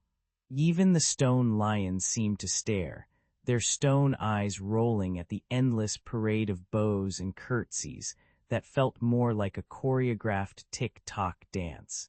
Yang smiled thinly, aware that every graceful step was a calculated move on a board where the pieces were people and power. Across the courtyard, concubine Lei, whose embroidered fan could silence a room faster than a Netflix binge stop, plotted her next move while fanning herself with a silk leaf. She traded compliments like stock options, offering the emperor a poem about chrysanthemums in exchange for a night in the inner chambers. Meanwhile, concubine May, notorious for her sharp tongue and sharper heel, slipped a poisoned dumpling into the banquet, a culinary version of a surprise plot twist. The prince watched the drama unfold, feeling like a reluctant director of a soap opera where the script rewrote itself every sunrise. He wondered whether the emperor ever noticed that the real power lay not in the throne, but in who could make the emperor's favorite courtesan blush. Below the glittering halls, the eunuchs gathered in a dim basement lit by oil lamps that hissed like old vinyl records. Their secret society, the red-cloaked brotherhood, passed messages hidden inside the seams of dragon robes, a stealthy version of a spy thriller set in silk. They whispered about upcoming festivals while polishing the emperor's jade seal, their breath smelling of fermented tea and sweat. When a low-rank eunuch slipped a forbidden love letter to a concubine, the brothers laughed, noting that even the most disciplined can't resist a good scandal. Prince Yang, ever the curious cat, caught a glimpse of their covert ledger and realized that the eunuchs were the true backstage crew, pulling levers no one else could see. At dawn, the palace rang with the clatter of drums, announcing the emperor's morning audience, a ceremony so rigid it made a military drill look like a free-form jam session. Servants hurried to arrange incense sticks that crackled like fireworks, while the smell of fresh lotus petals clashed with the acrid perfume of burnt incense. The prince was summoned to present a tribute of silk ribbons, each one embroidered with a proverb that sounded suspiciously like a meme about hard work pays off. Between the bowing, the chanting, and the endless procession of lanterns that swayed like neon signs, Yang's throat grew dry, his tongue felt like a sandpaper-coated chopstick. He survived the marathon of rituals by picturing the emperor as a demanding reality show host, complete with dramatic pauses and surprise eliminations. When the sun finally slipped behind the palace roofs, the prince slipped into the hall of supreme harmony, where shadows played on the gold-leafed beams like gossip on a palace gossip app. He watched the emperor, a man draped in dragon robes, sign edicts with a brush that left ink trails as messy as a teenager's first doodles. Behind the emperor's calm facade, the real authority pulsed in whispered favors, bribes wrapped in silken ribbons, and the quiet nods of eunuchs who knew every secret corridor. Yang realized that power in the Forbidden City was less about the throne's cold stone and more about who could keep the incense burning without choking the guests. With a wry grin, he whispered to the empty hall, "If this is the game, I'll play like a grandmaster. Just don't expect me to wear a cape." The jade seal clanged against the palace gate as a breathless courier burst into the hall of supreme harmony. In his hand he held a crimson edict, the emperor's ink still wet, demanding a tribute the size of a small mountain from the southern provinces. The words glowed like a dragon's fire, promising gold, silk, and rice to fill the imperial granaries while the peasants' fields wilted under the summer sun. Whispers turned to gasps as ministers realized the levy would drain the rice paddies of Jiangnan, leaving families to scrape ash from their bowls. Even the palace's perfumed incense seemed to choke, as if the very air sensed the looming famine. Prince Yang, the emperor's favorite, slammed his fist on the lacquered desk, sending a ripple of jade beads skittering across the floor. He summoned his council, an eclectic troupe of scholars, eunuchs, and a retired general who still smelled of gunpowder and boiled cabbage. The room filled with the clatter of ink brushes and the sour tang of fermented tea, each sip a reminder that time was running out. Yang paced like a tiger in a gilded cage, demanding strategies that could turn the king's appetite into a manageable snack rather than a banquet of ruin. He warned that a misstep would not only anger the dragon emperor, but also turn the southern rivers into a sea of angry protest. The first target was Minister Lai, whose pockets were as deep as the Forbidden City's underground tunnels. Yang confronted him beneath a chandelier of lanterns that flickered like nervous fireflies, accusing him of siphoning tribute into a secret stash of jade turtles, a phrase for hidden wealth. Li stammered, his face turning the color of fermented soy sauce, while the eunuchs whispered that the emperor's favorite concubine liked turtles more than men.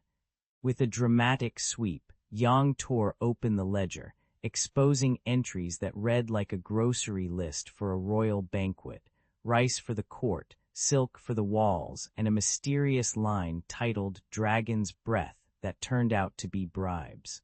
The irony was thick. The very men supposed to protect the empire were feeding it to a hungry dragon with their own hands. Yet Yang could not simply toss the corrupt officials into the moat. The emperor's gaze was a cold, unblinking stare that demanded obedience. He drafted a compromise, promising a scaled tribute that would leave enough grain for the southern farmers to bake a decent bun instead of a crust of desperation. The proposal smelled of incense and sweat as messengers rode through rain-soaked mud, their horses' hooves clacking like nervous keyboards. In the markets, women muttered about the emperor's new diet plan, while children chased the scent of fresh dumplings that seemed forever out of reach. Yang felt the weight of the jade seal pressing against his chest, a reminder that power was a tightrope strung between a dragon's roar and a peasant's sigh. When the edict finally reached the southern ports, officials tried to collect the tribute with the subtlety of a marching band in a quiet tea house. Merchants grumbled, comparing the tax to the price of a Netflix subscription in the modern world, except this one streamed suffering instead of shows. Despite the chaos, Yang's compromise held, and the grain stores filled just enough to keep the famine at bay, though the taste of victory was as bitter as overbrewed tea. The emperor, amused by the prince's clever juggling act, sent a silk banner depicting a smiling dragon riding a bicycle, a subtle nod that even emperors could appreciate a good meme. And so the palace bells rang, echoing a reminder that in Qing China, a single edict could stir the whole empire, like a dragon sneezing in a teacup. The jade walls of the Forbidden City seemed to pulse with a sickly amber glow, as the emperor's fever burned hotter than a wok on a summer stove. Courtiers whispered behind lacquered doors, their breath fogging the incense-laden air like ghostly sighs. Servants hurriedly swapped out the emperor's silken robes for cool cotton, the rustle of fabric echoing like a nervous audience. In the emperor's chambers, the scent of boiled ginger and medicinal herbs clashed with the metallic tang of blood that seeped from a cracked jade cup. Even the palace pigeons outside cooed a mournful lullaby, as if they sensed the dragon on the throne was about to lose its fire. Prince Yang, the emperor's eldest son, paced the moonlit corridor, his jade slippers squeaking on the polished stone. Tradition demanded a year of mourning before any claim, but the throne was as slippery as a greased eel, and the court's patience thinned faster than a noodle broth. He imagined himself as a reluctant superhero, prince of the people, not the power, caught between a solemn oath and a Netflix-style cliffhanger. The palace's ancient scrolls whispered filial piety, yet his heart hammered louder than a war drum, urging him to seize the moment before another rival snatched the dragon's crown. He stopped, inhaled the fragrant night air, and wondered whether honoring the dead would make him a hero or a footnote in history. The chief eunuch, Master Lei, stormed into the throne room with a swagger that could rival a Hollywood villain, his jade hairpin clinking like a metronome of menace. "Your Majesty is dying, Prince," he snarled, his voice echoing off the crimson lacquer panels, and the Empire cannot afford a power vacuum the size of a Ming vase. The Empress Dowager, draped in a silk robe that smelled of sandalwood and old tea, raised a fan with the poise of a seasoned director calling "cut," and fixed Yang with eyes sharper than a calligrapher's brushstroke. She hissed, "If you leap before the dragon exhales its last breath, you'll be the one everyone blames for the Empire's indigestion." The tension crackled like fireworks over the Forbidden City's moat, each word a spark that threatened to ignite a full-blown palace mutiny. Midnight cloaked the Hall of Supreme Harmony in a velvet hush, broken only by the soft scrape of sandal soles on polished marble. Lanterns flickered, casting amber halos that turned the massive bronze dragon throne into a looming, glittering beast ready to pounce.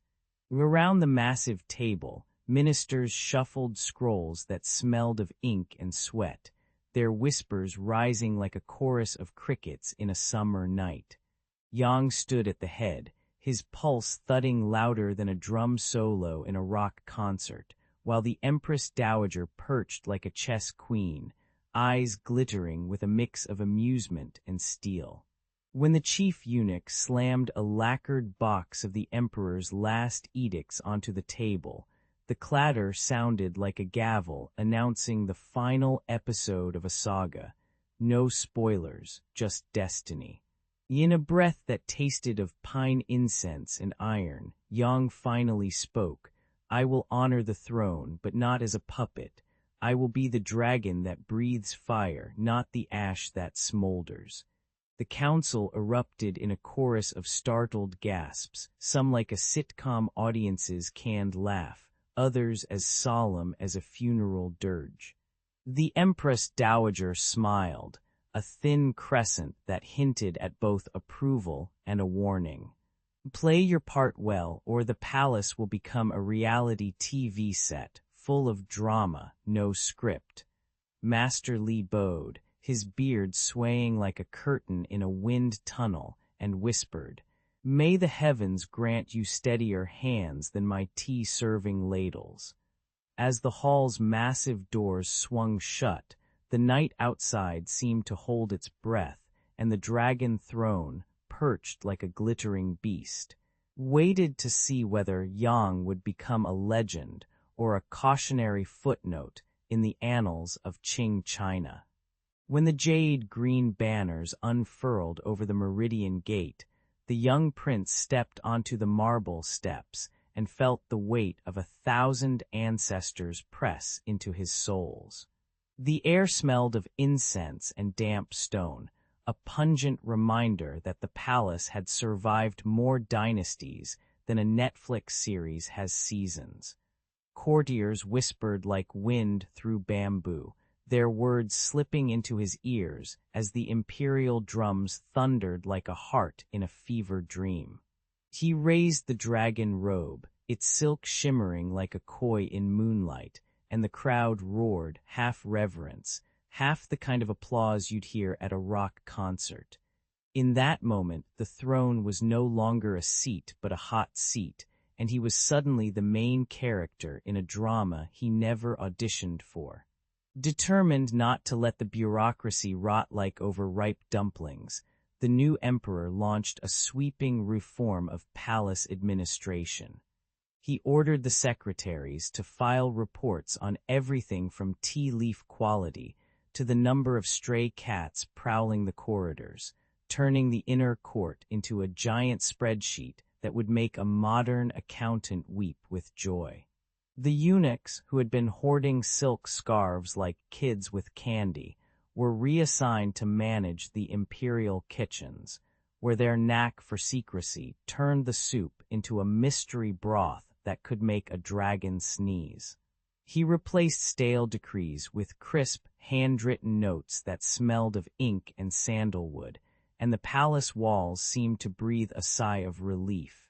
Even the imperial gardeners were given a budget, so the lotus ponds finally got the love they deserved, turning the courtyard into a splashy Instagram backdrop.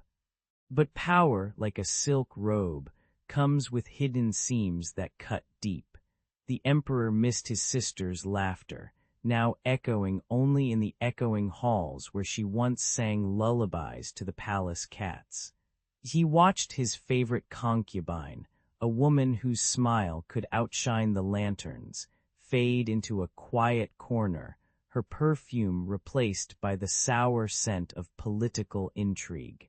Nights were haunted by the clatter of armor as former rivals whispered threats, and the emperor found himself counting the cracks in the jade floorboards as if they were the only honest companions. Yet he pressed on, swallowing the bitter taste of sacrifice like a bowl of hot soy sauce, because the crown demanded a constant diet of duty over desire.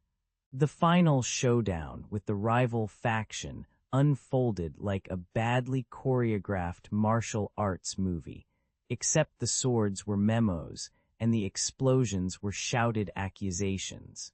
When the last conspirator slipped on a spilled bowl of rice wine and tumbled into the ornamental pond, the courtiers gasped, half in horror, half in giddy relief, as if they'd just witnessed the season finale of a reality show. The emperor, standing on the edge of the water, felt the cool splash against his boots and realized the power struggle had drained more than just blood. It had drained the palace's once vibrant humor. He laughed, a short, dry chuckle that echoed off the golden tiles, recognizing the irony that he now ruled a place that once felt like a giant, gilded hamster wheel. With the dust settled, he whispered a promise to the empty corridors. No more needless drama, just a steady rhythm of governance, like a well-tuned guzheng string. Years later, tourists would wander the Forbidden City, snapping selfies beside the Hall of Supreme Harmony, unaware that the very stones had once soaked up imperial tears and triumphs. The emperor's reforms lingered in the tidy archives, the scent of fresh tea leaves still drifting from the East Garden, and the echo of his solitary footfalls became a legend whispered by guides who compare him to a Jedi who swapped lightsabers for scrolls.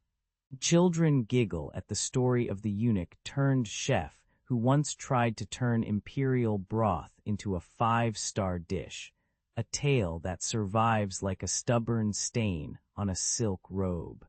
The palace's cultural legacy, stitched together from sacrifice, humor, and a dash of drama, continues to inspire artists, filmmakers, and anyone who's ever dreamed of sitting on a throne made of history. In the end, the Forbidden City remains a living museum, its walls breathing the same air that once carried the emperor's sighs, and that sigh still resonates in every lantern's glow. The Qing Dynasty was wobbling like a rickety cart on a rain-slick road, its once imperial splendor now choked by famine, corruption, and the stench of foreign opium smoke. In the north, wheat stalks drooped under the weight of hunger, while officials padded their pockets with bribes that smelled of incense and rotten fish. Every riverbank was littered with the broken promises of unequal treaties, each one a neon sign flashing, "Welcome, Westerners," to the bewildered locals. The people's patience cracked like dry earth under a scorching sun, and the imperial court could hear the low, angry hum of discontent rising from the villages. Out of the dusty fields of Shandong, a secretive band of peasants formed the Society of Righteous and Harmonious Fists, or the Boxers, who practiced martial arts that promised to make bullets bounce off their skin like rubber ducks off a pond. Their gatherings crackled with the scent of incense, sweat, and the occasional whiff of rotting tofu left out to ferment. They chanted ancient verses while pounding fists against wooden dummies, believing that the heavens would grant them invulnerability against foreign guns. The Boxers' anger was a living thing, a wild tiger prowling through the night, ready to pounce on any foreign flag or missionary's sermon. Inside the Forbidden City, the Empress Dowager and her court wrestled with a dilemma that felt like deciding whether to delete a glitchy app or patch it with a Band-Aid. Some ministers whispered that the Boxers could be co-opted, turned into a patriotic militia that would defend the throne while giving the empire a fresh, anti-foreign brand image. Think of it as a historical reboot trailer. Others warned that unleashing a mob of angry peasants was like handing a toddler a chainsaw. The chaos would be spectacularly messy. The debate crackled like a lantern in a windstorm, each side throwing out slogans louder than a street vendor shouting discounts on silk. Beyond the palace walls, foreign legations sprouted like neon billboards, their flags fluttering above streets that reeked of coal smoke and fried dumplings. Soldiers in crisp uniforms marched in perfect rows, their boots thudding against cobblestones that echoed the heartbeat of a city on edge.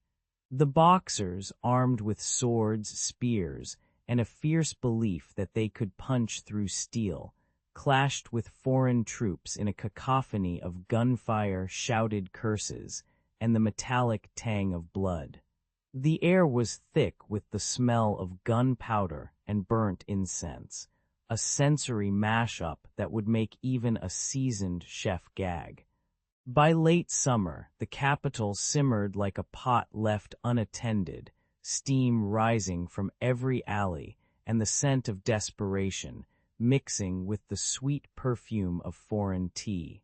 The Boxers, now a raging inferno of fury, swarmed the legations, their chants turning into a roar that rattled the palace's jade tiles. Inside, the court finally chose a path, half suppression, half co-optation, like a reluctant DJ mixing two tracks that just don't sync.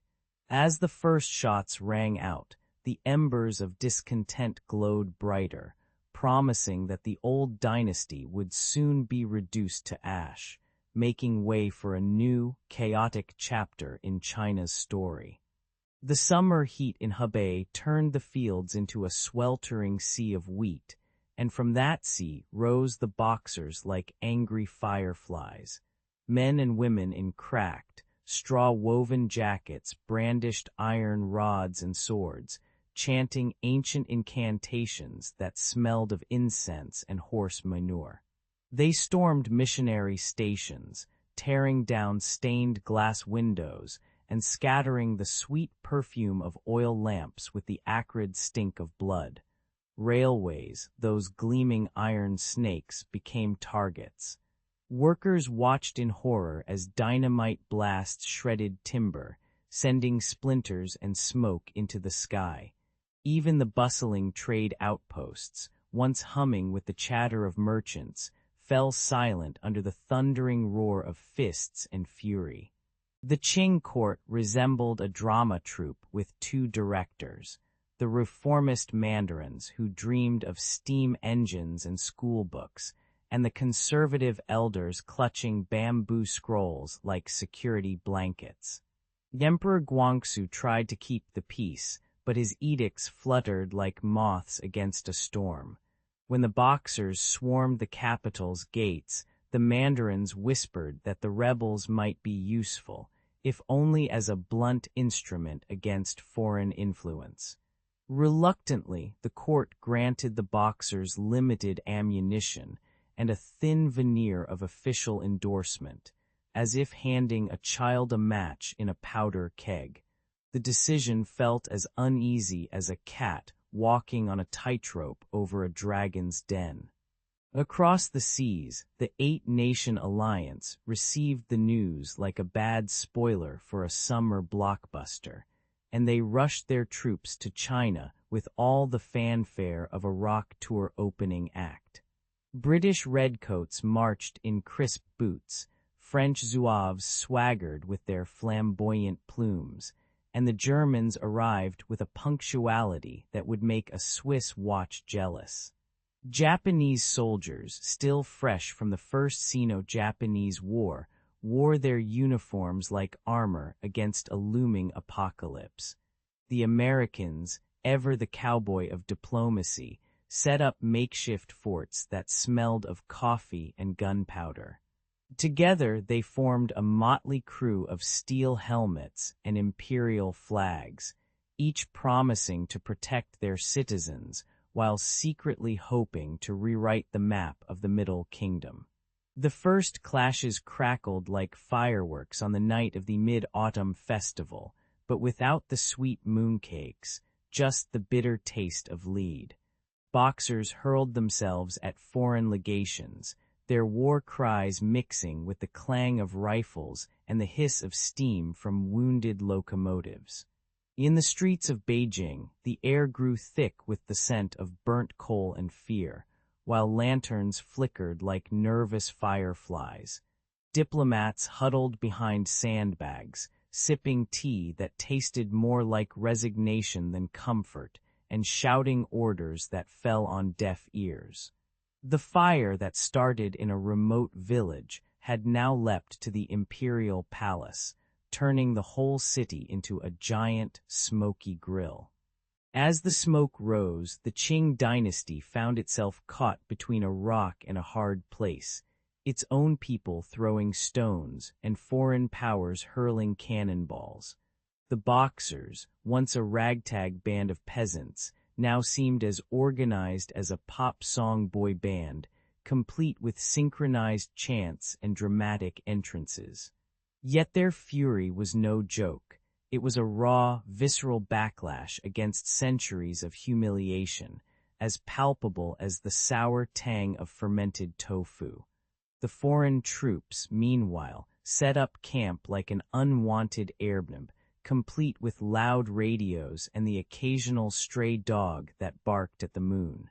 When the night finally fell, the city's shadows whispered that the flames would not be easily quenched, and the world would watch as the old empire either burned down or rose from the ashes like a phoenix with a very sore throat.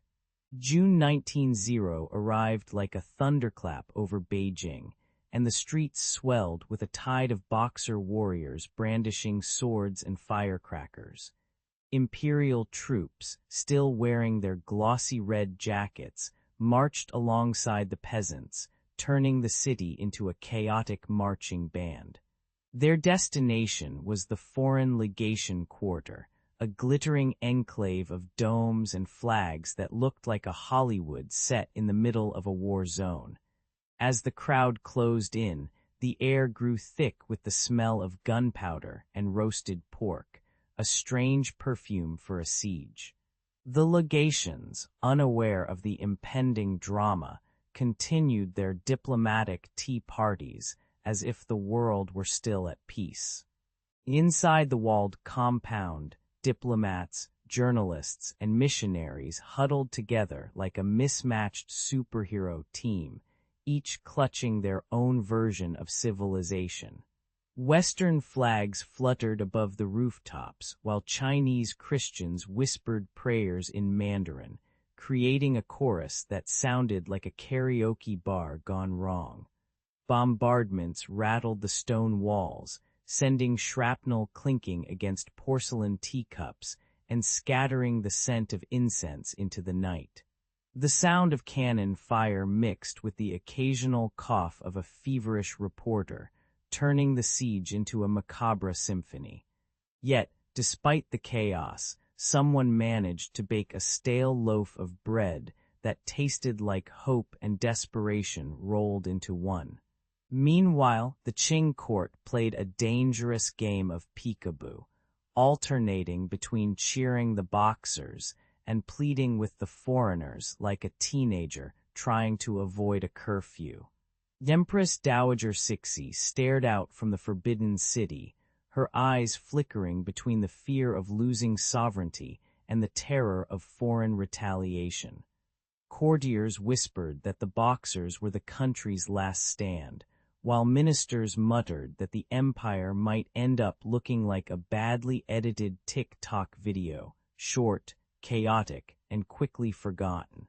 The court's indecision was as palpable as the dust that settled on ancient scrolls, each grain a reminder that history was being written in blood and ink.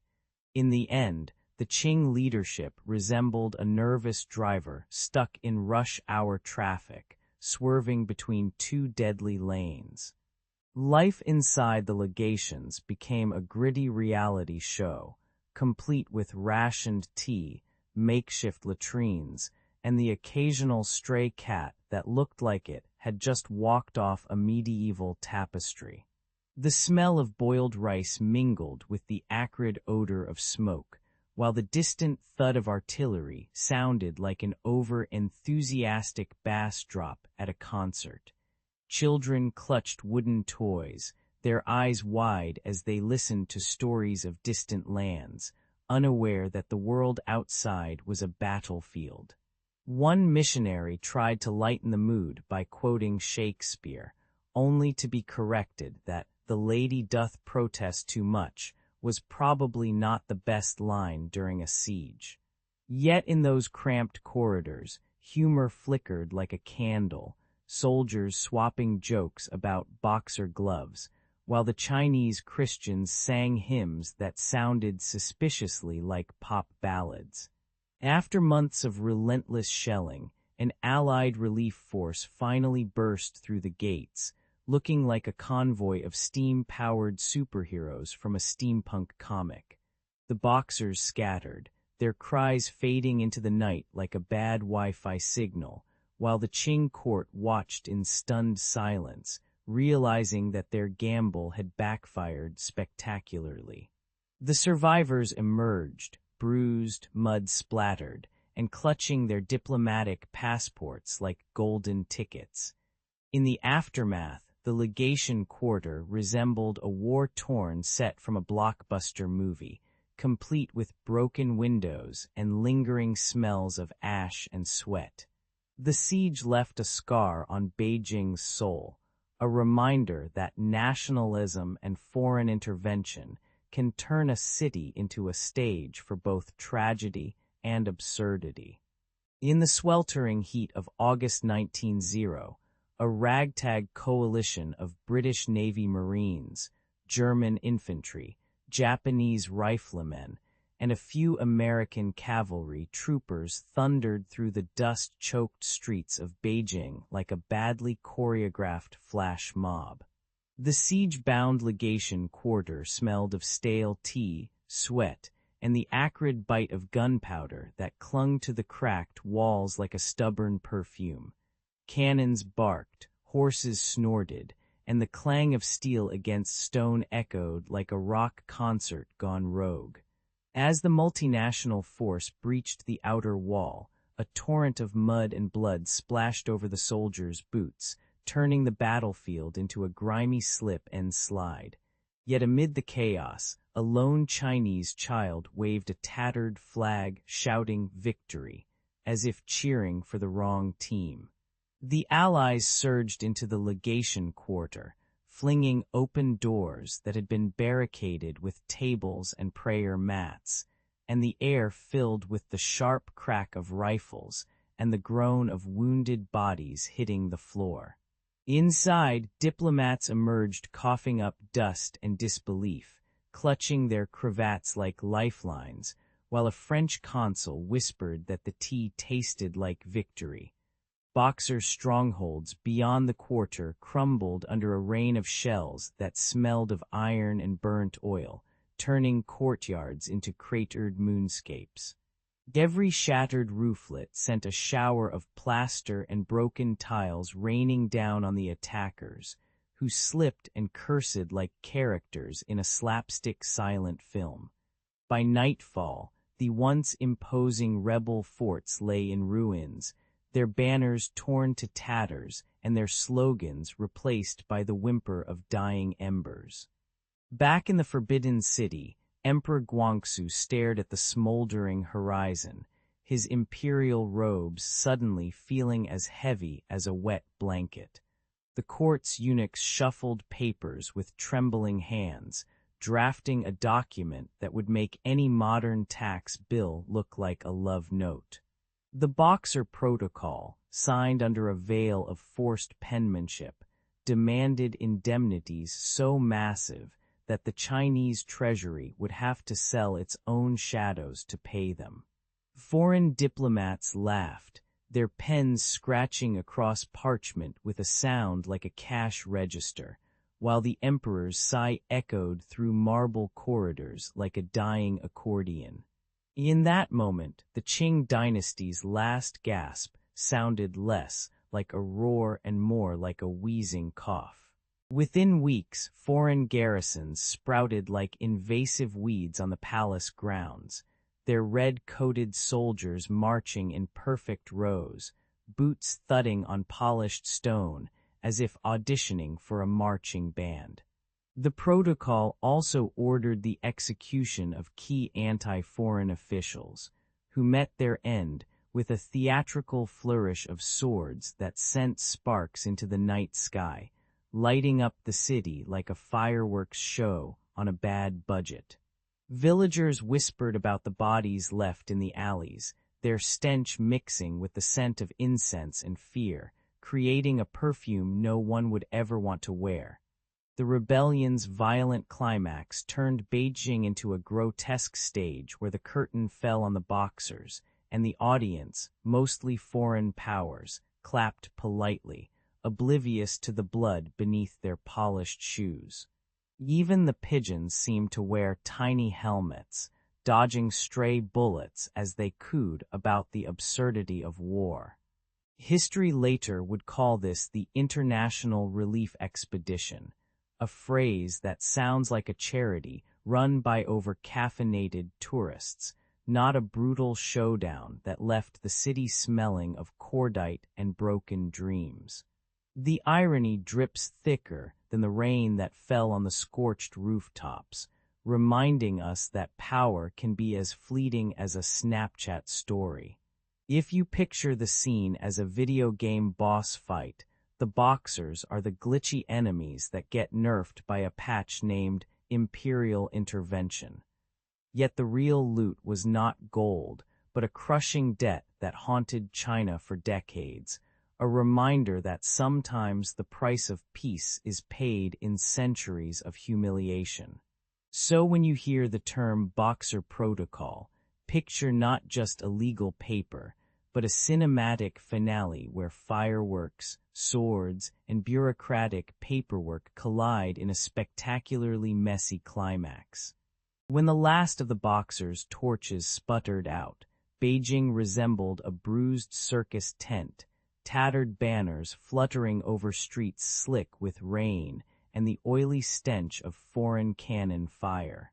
The Qing court signed a mountain of reparations that felt like a landlord demanding rent in gold bars, while the city's vendors hawked boiled dumplings to a crowd that tasted ash.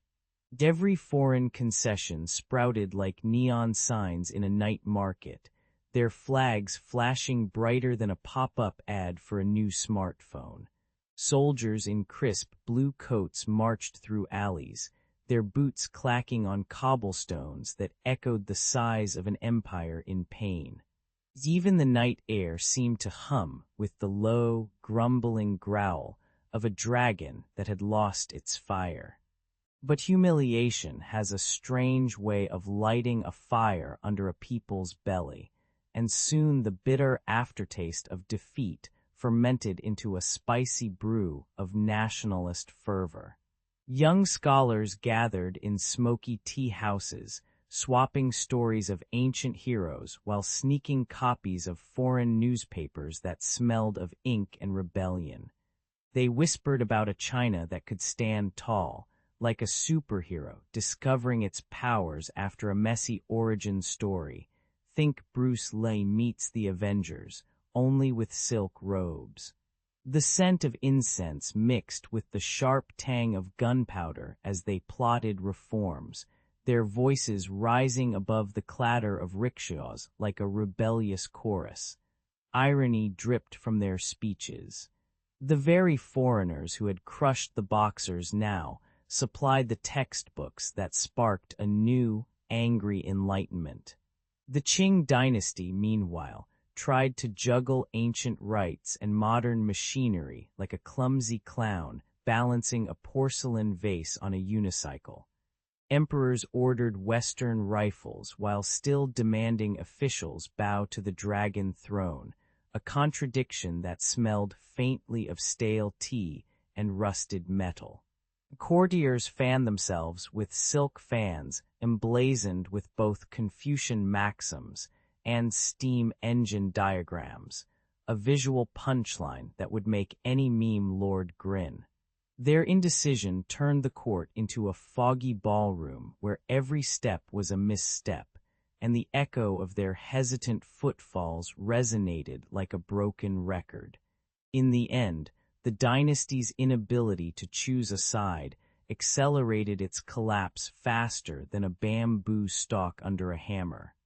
By 1911, the streets of Shanghai buzzed with the electric hum of telegraphs and the clamor of revolutionary pamphlets that smelled like cheap tobacco and hope.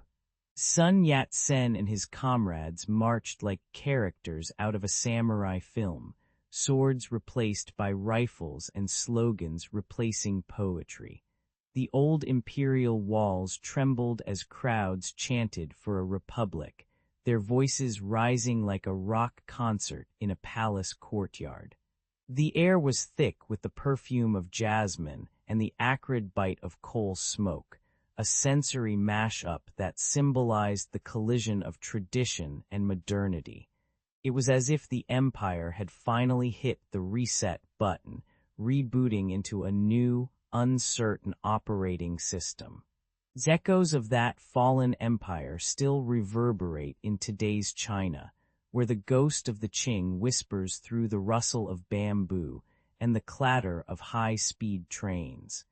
The reparations may have left the treasury as empty as a beggar's bowl, but the humiliation baked a crust of defiant pride that never fully cracked.